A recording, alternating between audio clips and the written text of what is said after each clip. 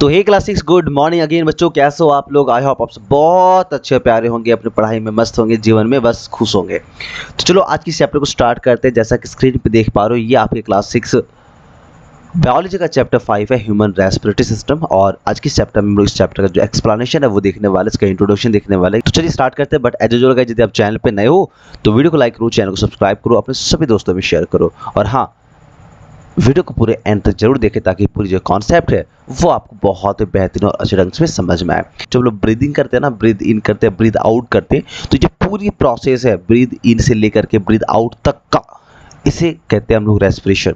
और इसके लिए जो ऑर्गेन्स और जो पूरी सिस्टम इन्वॉल्व होती है बॉडी के अंदर, ये कहलाती है रेस्पिरेटरी सिस्टम। तो बेसिकली रेस्पिरेटरी सिस्टम क्यों होती है, कहाँ होती है, कौन कौन से बॉडी के पार्ट्स इसमें इन्वॉल्व होते हैं, उन सब के बारे में हम लोग पढ़ने वाले हैं। यहाँ पे जैसे देख पा रहे हो, आपको पता है ना, जो हम लोग रेस्पिरेशन है, यानी कि बेसिकली श्वास लेना हो, छोड़ना हो, नोज से करते तो आपको नोज दिख रही होगी, यहाँ पे लंग्स दिख रहे होंगे। तो इस तरह के काफ़ी सारी चीज़ें हम लोग पढ़ने वाले, सारे पार्ट्स पढ़ने वाले, इसका जो फंक्शन है वर्किंग पढ़ने वाले हैं। फिर हम लोग ब्रीदिंग और रेस्पिरेशन में क्या डिफरेंस होती है इसके बारे में भी हम लोग पढ़ने वाले हैं। और हाँ, आगे बढ़ने से पहले मैं आपको बता दूं, ये जो चैप्टर और सॉरी ये जो बुक है ना, वो सृजन पब्लिकेशन की बुक है और सृजन पब्लिकेशन का ये 5th चैप्टर है। और हाँ, जब चैप्टर एंड हो जाएगी फिर मैं इस चैप्टर का जो क्वेश्चन आंसर सॉल्यूशन है वो भी कराने वाला हूँ। तो यदि आपको क्वेश्चन आंसर सॉल्यूशन भी चाहिए तो वीडियो में बने रहना, चैनल को सब्सक्राइब करना, प्ले लिस्ट में जाकर सभी चीज़ों का आप एक्सेस कर सकते हो। इसके पहले के जितने सारे सब्जेक्ट्स और चैप्टर्स की जो वीडियो का एक्सप्लेनेशन है वो भी आपको प्लेलिस्ट में ही देखने को मिलेगा। चलिए तो बात करते हैं सबसे पहले रेस्पिरेशन की। तो रेस्पिरेशन के बारे में देखो बच्चों, यहाँ पे क्या लिखा है कि जिस प्रकार से हम लोग पता है ना, गाड़ियों के चलने के लिए, एक कार को चलने के लिए एनर्जी की आवश्यकता होती है। और इस चीज़ के लिए हम लोग कार में क्या डालते हैं, पेट्रोल डालते हैं, मोटरसाइकिल में, बाइक में पेट्रोल डालते हैं। ये पेट्रोल जो है वो उसमें बर्न होती है, कार के अंदर इंजन में पेट्रोल बर्न होती है। और बर्न होने के बाद वहाँ से जो एनर्जी आती है उससे हम लोग कार को दौड़ा पाते हैं। ये बात समझ में आ गई। जिस प्रकार से कार को चलाने के लिए एनर्जी चाहिए, एनर्जी के लिए हमने उसमें पेट्रोल डाला, पेट्रोल से कार के जो इंजन है उसने एनर्जी रेडी करा, तैयार करा, और फिर कार चलने लगी। उसी प्रकार से डे टू डे लाइफ में हम जितने भी प्रकार के एक्टिविटीज करते हैं, हर एक काम को करने के लिए मनुष्यों को, लिविंग थिंग्स को बेसिकली क्या चाहिए, एनर्जी चाहिए। और ये जो एनर्जी है वो हमें कहाँ से मिलती है, तो एनर्जी मिलती है हमें फूड से। जो चीज़ें हम खाते हैं आसपास में से वो खाते हैं। फिर हमारा जो डाइजेस्टिव सिस्टम है, यानी जो हमारा शरीर का इंजन है, वो क्या करता है, उन फूड में से एनर्जी को एब्सॉर्ब करके हमारी बॉडी तक पहुंचाती है। तो क्या लिखा है कि सिमिलरली जो फूड है ना वो रिएक्ट करता है ऑक्सीजन से। देखो, तो जिस प्रकार से वहाँ पे जो पेट्रोल था, एक चीज़ ध्यान देना, पेट्रोल भी जो है ना रिएक्ट करता है, बर्न करता है, बट ऑक्सीजन के प्रेजेंस में करता है। यदि ऑक्सीजन अवेलेबल ना हो तो जो तुम्हारा पेट्रोल है वो भी सही से वर्क नहीं कर रहा होगा। इसलिए देखना, बाइक्स हो या फिर कार हो, सब में ना वो लगी रहती है, एक कह सकते हो एयर फिल्टर लगी रहती है। और एयर फिल्टर क्या करती है, एयर को फिल्टर करके इंजन तक पहुंचाती है और तब जाके वहाँ से एनर्जी आती है। तो उसी प्रकार से हमारे इंजन में भी देखो, हमारे पास नोज होती है। नोज क्या करती है, एयर को लेती है, नोज से लंग्स में जाता है, लंग्स में से जो आपका एयर है वो हर एक सेल तक पहुंचाई जाती है। वैसा प्रोसेस जिसमें हम ऑक्सीजन लेते हैं सेल के थ्रू और ऑक्सीडेशन करते हैं फूड का with the help of oxygen. मतलब हम ऑक्सीजन लिए और ऑक्सीजन का क्या करा हमने, फूड के साथ ऑक्सीडेशन करा, और फिर वहाँ से एनर्जी रिलीज होती है और साथ में कार्बन डाइऑक्साइड भी रिलीज होती है। तो इस पूरी प्रोसेस को हम लोग रेस्पिरेशन कहते हैं। वीडियो के एक बार फिर से देखो, आई थिंक ये चीज़ आपको समझ में आ गई होगी। रेस्पिरेशन जो है वो एक बायोकेमिकल प्रोसेस है, इसमें कई सारी फंक्शंस इन्वॉल्व होते हैं, अलग अलग वर्क हो रहे होते हैं, और तब जाके ये पूरी कंप्लीट मिल करके हम लोग उसको रेस्पिरेटरी सिस्टम या फिर रेस्पिरेशन कह रहे होते हैं। सबसे पहले तो इन्वायरमेंट से ऑक्सीजन लेनी होती है हमें। दूसरा है फूड का ब्रेकडाउन होता है। फूड मतलब ग्लूकोज ना, जो एब्जॉर्प्शन के बाद हमारी कोशिकाओं तक पहुंचाई जाती है एसिमिलेशन प्रोसेस के थ्रू, जो कि इसके पहले वाले चैप्टर में हमने पढ़ा है। नेक्स्ट है release of energy and carbon dioxide. Energy और जो कार्बन डाइऑक्साइड इसका रिलीज होता है। और उसके बाद आता है एलिमिनेशन ऑफ कार्बन डाइऑक्साइड। फिर जो कार्बन डाइऑक्साइड बना इसे एलिमिनेट कर दो, मतलब हटा दो। चूंकि इसकी हमें कोई आवश्यकता है ही नहीं, तो जिस चीज़ की हमें आवश्यकता नहीं उसे हम कचड़े वाली गाड़ी में फेंक देते। जो कि सुबह सुबह आता है ना, गाड़ी वाला आया घर से कचड़ा निकाल, गाड़ी वाला आया घर से कचड़ा निकाल। तो भाई हम लोग घर से अपने कचड़े को निकालते हैं और बॉडी से हम लोग कार्बन डाइऑक्साइड और वेस्ट मटेरियल को निकालते हैं। और ये प्रोसेस भी काफ़ी कंपलसरी है अपने आप को हेल्दी रखने के लिए, भाई जीवित रखने के लिए बोलो। और तुम कार्बन डाइऑक्साइड नहीं निकालोगे तो फिर अगले दिन कार्बन डाइऑक्साइड और ये कचड़े वाली गाना गाने के लिए तुम बचने वाले भी नहीं होते हो। तो ये बायोकेमिकल प्रोसेस और इसमें इतनी सारी जो चीज़ें हैं वो इन्वॉल्व रहती है। तो यहाँ पे देख सकते हो, ये हमारा ग्लूकोज है, यानी कि फूड मटेरियल है। ये है ऑक्सीजन, तो ऑक्सीजन का फूड के साथ हुआ ऑक्सीडेशन, और ऑक्सीडेशन के पश्चात यहाँ पे बना कार्बन डाइऑक्साइड, फिर बना वाटर मॉलिक्यूल्स और एक और बना भी वो है एनर्जी। तो हम लोग एनर्जी का और वाटर मॉलिक्यूल्स का बॉडी में कुछ कुछ यूज़ कर लेंगे और ये जो कार्बन डाइऑक्साइड का यूज़ तो हमें बिल्कुल भी नहीं करनी है, तो इसे क्या करेंगे बॉडी से फिर से नोज के थ्रू लंग्स के थ्रू से बाहर निकाल देंगे। तो ये पूरी प्रोसेस है जो इस चैप्टर में हम लोग पढ़ने वाले हैं और इसमें क्या और कौन से पार्ट्स इन्वॉल्व होते हैं, कैसे फंक्शन कर रही होती है, हर एक पार्ट्स को डिटेल्स में समझने वाले हैं। कुछ की कॉन्सेप्ट्स भी है, ये मैंने आपको अब एक्चुअली मुझे ये तो स्टार्टिंग में ही बतानी थी बट मैं थोड़ा लेट करके, पर कोई बात नहीं, लेट ही सही, बट मैं आपके साथ धोखा नहीं करने वाला, हर एक चीज़ को आपसे डिस्कस भी करूँगा। क्या लिखा है की कॉन्सेप्ट में कि सबसे पहले हम लोग यहाँ रेस्पिरेशन पढ़ेंगे, रेस्पिरेटरी सिस्टम के बारे में पढ़ेंगे। यहाँ पे हमारा नोज, फेरिंग्स, लैरिंग्स, ट्रैकिया और लंग्स इन्वॉल्व होती है, यानी कि ह्यूमन रेस्पिरेटरी सिस्टम है। जिस प्रकार हम लोग डाइजेस्टिव सिस्टम में देखा ना कि एलिमेंट्री कैनल है, माउथ है, स्मॉल इंटेस्टाइन है, लार्ज इंटेस्टाइन है या फिर स्टमक वगैरह कई सारे पार्ट्स होते हैं। उसी प्रकार से रेस्पिरेटरी सिस्टम में सबसे पहले नोज आता है, फिर फेरिंग्स है, लैरिंग्स है, ट्रैकिया और लंग्स इन्वॉल्व होती है। बात करें प्रोसेस की, कौन कौन से प्रोसेस में हो रही होती है, तो पहला होता है breathing, second external respiration, internal respiration और सेलुलर और सेल रेस्पिरेशन भी हम लोग इसमें पढ़ेंगे। और जब ये सभी चीज़ें को हम लोग पढ़ लेंगे, समझ लेंगे, तो एंड में समझेंगे कि लंग्स में होने वाली बीमारियां कौन कौन सी है। यदि आप रेस्पिरेटरी सिस्टम पे ध्यान नहीं देते हो और बहुत ही ऐसे माहौल में रहते हो जहाँ पे एयर अच्छे से उपलब्ध नहीं है, उसमें थोड़ी सी कह सकते हैं बहुत सारी पॉल्यूटेड एयर है, तो आपको कई प्रकार की बीमारियाँ होती है। तो इन बीमारियों में से कुछ का नाम लिखा हुआ भाई, ये अस्थमा है, ब्रोंकाइटिस है, निमोनिया है और ये ट्यूबरक्लोसिस है।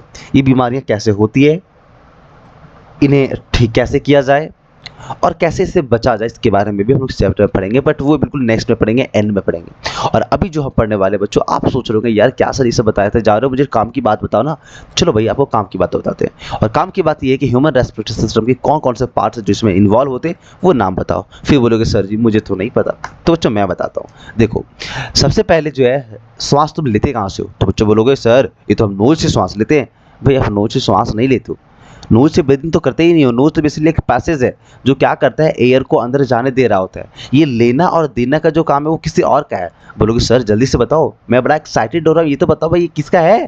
बच्चों देखो ये जो ऑक्सीजन लेने का और फिर कार्बन डाइऑक्साइड को ब्रीथ आउट करने की जो प्रोसेस है, वो बच्चों रेस्पिरेटरी सिस्टम का सबसे मेन ऑर्गेन लंग्स के थ्रू होती है। क्या आप तक ये भी सोच रहे थे कि हम जो ब्रीदिंग है वो माउथ से और नोज से करते हैं?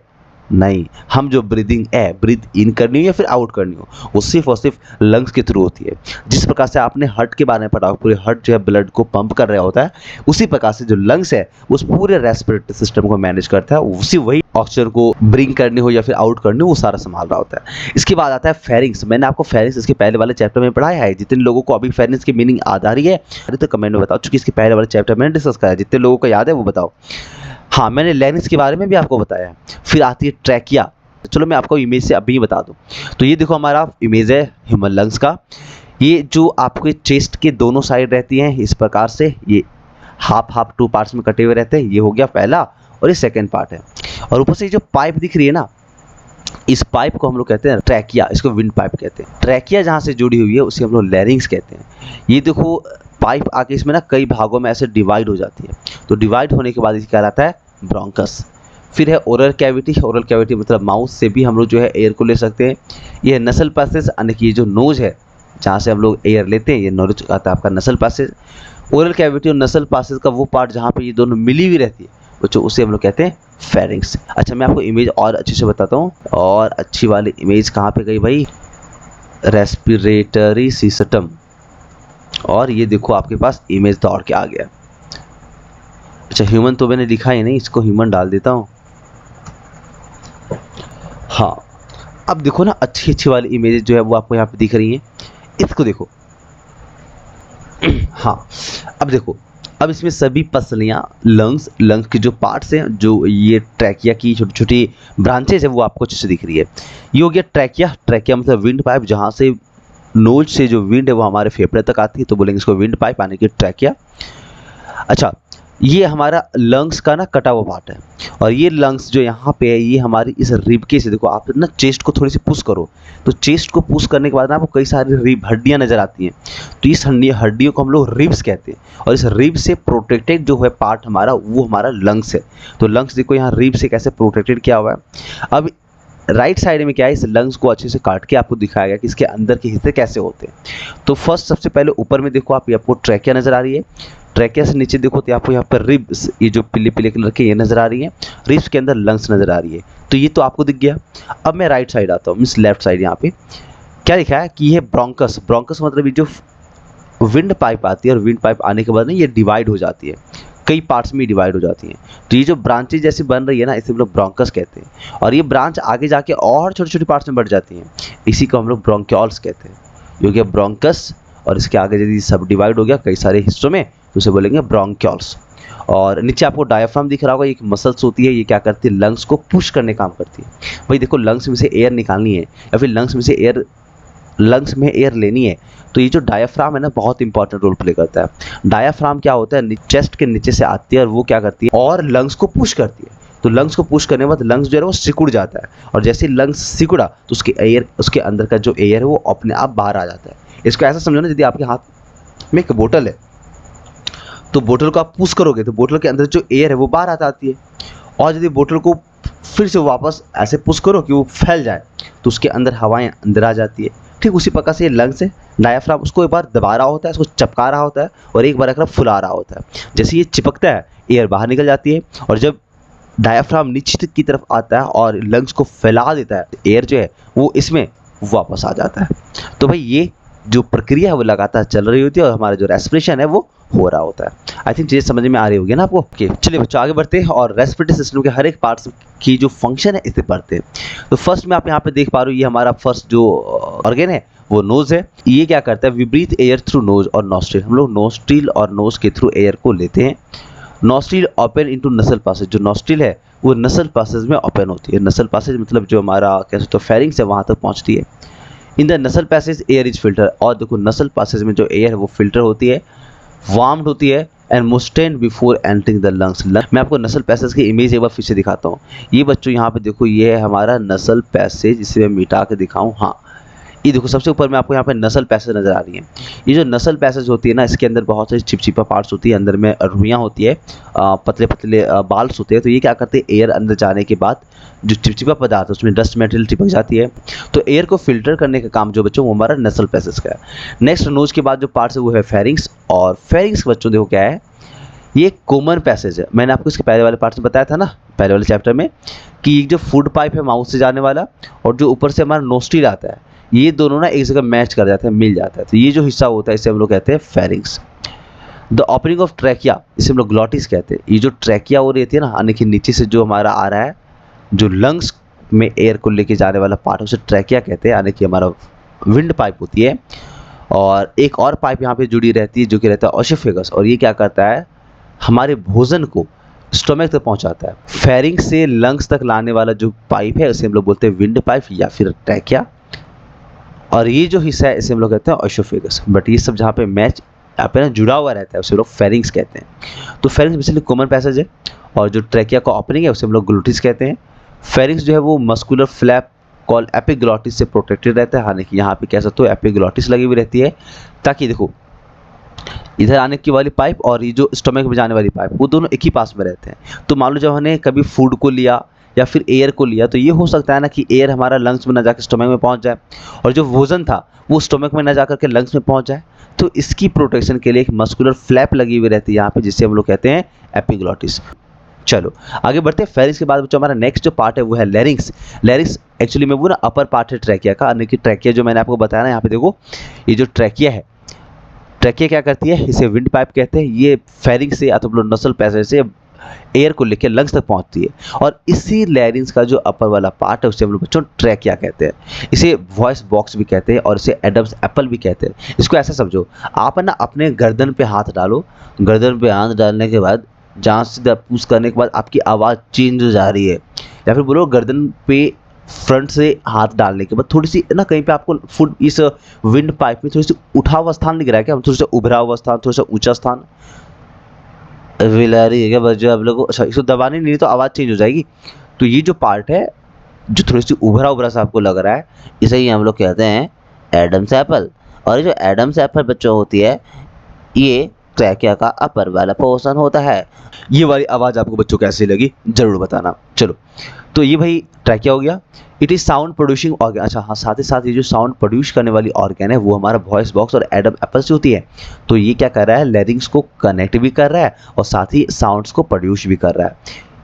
इसमें वोकल कोर्ड्स लगी रहती है। It produce sound bye vibration in vocal chords, और जो हवाएं अंदर जाती है बाहर आती है और उसके वजह से जो वोकल कोर्ड्स है वो वाइब्रेट करती है और वहाँ से साउंड प्रोड्यूस होती है। तो जो साउंड का जो प्रोडक्शन है इसके आपको इस चैप्टर में ज़्यादा जोर नहीं देनी है, वो कहीं और आप नेक्स्ट चैप्टर में पढ़ने वाले हो। बट यहाँ पे आपको बस समझना है कि लैरिंग्स का फंक्शन क्या होता है। तो बच्चों याद रखो, लैरिंग्स जो है वो हमारे विंड पाइप का अपर पोर्शन है और लैरिंग्स में वॉइस बॉक्स भी होती है, इसे एडम्स एप्पल भी कहते हैं। और एक और काम आप याद रख लो कि जो लैरिंग्स है वो विंड पाइप को फेरिंग्स से कनेक्ट करने का काम करती है। चलो, ये आपने अच्छे से समझ लिया, और यदि समझ लिया तो चलो आगे बढ़ते हैं। अब हमारे पास है ट्रैकिया और विंड पाइप। अब ट्रैकिया के बारे में पढ़ते हैं। इसका फंक्शन क्या लिखा है कि एयर फ्रॉम नसल passage reaches the lungs through trachea. Trachea वो रास्ता है जहाँ से नसल पैसेज जो है वो लंग्स तक पहुंचती है। जिस प्रकार से बस वो माध्यम है जिसके थ्रू से आप स्कूल से घर पहुंचते हो और घर से स्कूल पहुंचते हो, उसी प्रकार ट्रैकिया और विंड पाइप जो है वो क्या करता है, एयर को जो है उसे लंग्स तक पहुंचाने का काम करता है। It is divided into two bronchi, यानी कि ब्रोंकस। बेसिकली ये जो हमारा ट्रैकिया है वो टू पार्ट्स में डिवाइड हो जाता है। एक पार्ट तो राइट तरफ से मुड़ गया और एक है ऐसे लेफ्ट की ओर आ जाता है ना। तो ये जो पार्ट है जो डिवाइड हो गया आके, इसी हम लोग ब्रोंकस कहते हैं। विच एंटर द रेस्पेक्टिव लंग्स, और यहाँ पे डिफरेंट लंग्स जो लेफ्ट और राइट लंग्स है वहाँ पहुँच जाती है bronchus. Bronchi divide and redivide into bronchioles, और ये जो ब्रोंकस था ये और छोटे छोटे पार्ट्स में ऐसे डिवाइड हो जाएंगी और पतले पतले पार्ट्स में डिवाइड हो जाएंगी, और इसे हम लोग कहेंगे ब्रोंक्यूल्स। इसको समझो, ये डिफरेंट लंग्स के जो हैं वो अलग अलग एयर को लंग्स तक पहुँचाने के लिए डिफरेंट पार्ट्स में डिवाइड हो जाएगा, उसे हम लोग बोलेंगे bronchioles. Which further divide and finally end into air sac और एल्वेली, और जाके डिवाइड होते होते बिल्कुल एंड में जाके ये एल्वेली के पास फिनिश होगा। अब लोग सर ये एल्वेली क्या है, देखो बच्चों नीचे थोड़े से आते हैं। ये जो पाइप है इसे हम लोग बोलेंगे ब्रोंक्यूल। अच्छा, ब्रोंक्यूल से पहले जो पाइप रहा होगा जहाँ से कई सारे ब्रोंक्यूल निकलते हैं उसे हम लोग बोलते हैं ब्रोंकस। देखो यहाँ पे लिखी हुई है ना ब्रोंकस। तो ब्रोंकस से एयर ब्रोंक्यूल में आया और ब्रोंक्यूल से जो एयर है वो इस एल्वियर डक्ट से होते हुए इसमें पहुंच जाता है, इसी हम लोग एल्वियोली कहते हैं। चलिए, और इसके बाद जो हमारा नेक्स्ट ऑर्गन सबसे इंपॉर्टेंट पार्ट है बच्चों रेस्पिरेटरी सिस्टम का, वो है lungs. Lungs are the main respiratory organ. जो लंग्स है ना पूरे सिस्टम का प्रिंसिपल है, बोलो तो बॉस है।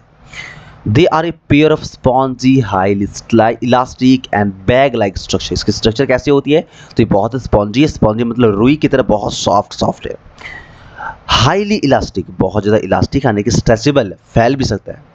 एक बैग की तरह स्ट्रक्चर होती है। They are enclosed in an air tight thoracic cavity which is formed of backbone, ribs and sternum. क्या कह रहा है कि ये जो हमारा लंग्स है वो आसपास में बैकबोन से घिरी हुई रहती है। एक तो बैक से हमारा बैकबोन होती है, फ्रंट से रिब्स होता है, और प्रोटेक्ट करने के लिए लेफ्ट राइट ऊपर नीचे से स्टेर्नम होता है। फिर नीचे आपको डायाफ्राम नजर आती है, यहाँ पे ना इधर से डायाफ्राम होती है, और ये क्या करता है लंग्स को जो हमारा एब्डोमिनल कैविटी यानी कि जो नीचे स्टोमक वाला एरिया है ना, जो डाइजेस्टिव सिस्टम वाला एरिया, उससे इसको अलग रखता है और इसे सेपरेट रखता है, और ये सब मिल करके लंग्स को प्रोटेक्ट कर रहा होता है और लंग्स को काम करने में हेल्प कर रहा होता है। तो बच्चों ये था लंग्स, और ये हमारा है पूरे रेस्पिरेटरी सिस्टम का सबसे बड़ा पार्ट बोल सकते हो, मेन रेस्पिरेटरी ऑर्गन से। जिस प्रकार से स्कूल में आपके प्रिंसिपल सर हैं उसी प्रकार से यहाँ पे रेस्पिरेटरी सिस्टम का ये प्रिंसिपल ऑर्गन है। लंग्स के बाद बच्चों हमारा सारा पार्ट जो है रेस्पिरेटरी सिस्टम का खत्म हो गया। रेस्पिरेटरी सिस्टम में बस इतने ही पार्ट्स होते हैं, और यही सब मिलकर के जो है वो ब्रीदिंग करने का जो काम है सारा को मैनेज कर रहा होता है। लंग्स के बारे में थोड़ी सी और इन्फॉर्मेशन देखो बच्चों, लिखा हुआ है कि lungs have numerous thin walled and air filled sacs called alveoli. देखो लंग्स के पास न्यूमरस यानी कि कैसे तो मिलियंस में बहुत ही थीन वॉल यानी कि बहुत छोटी छोटी जिसमें हवा भरी जा सकती है उसको एल्वेली होती है। ये देखो आपको ऊपर में नजर आ रही है ना, इस प्रकार के मिलियंस होती है, बहुत ही सारा लंग्स में।